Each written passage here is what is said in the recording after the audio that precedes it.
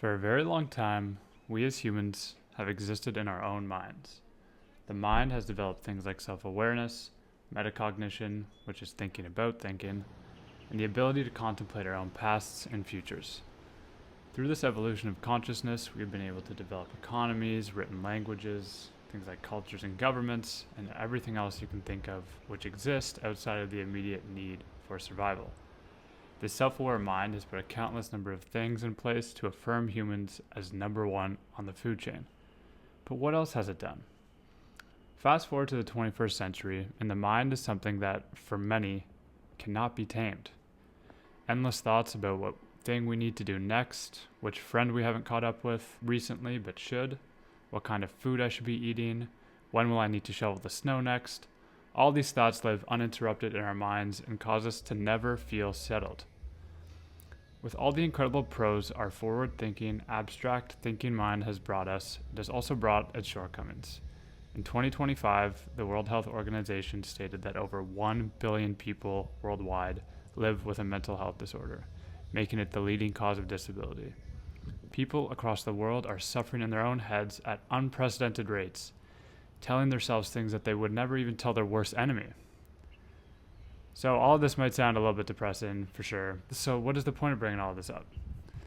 The question, what do birds think about, was a question that popped into my mind at an early hour while listening to the morning birds sing. It was kind of a quick thought at first, but after I decided to sit with it for some time, I realized just how interpersonal, insightful a question like this could be. So I decided to spend my morning thinking about this question, while sitting, listening, and watching some birds hop about and chirp away.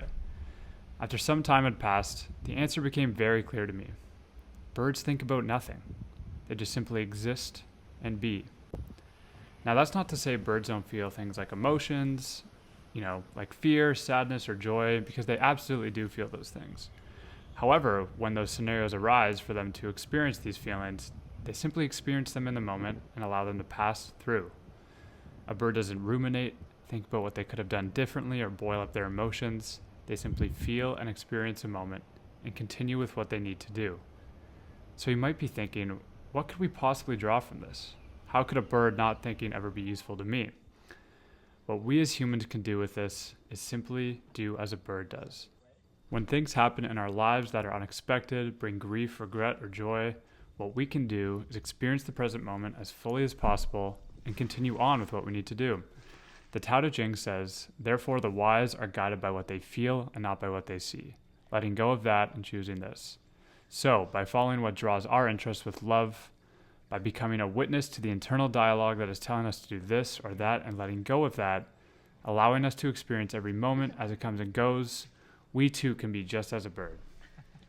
So the next time you're feeling sad, lonely, happy, or anything in between, go outside and find some birds, while reminding yourself to think like a bird.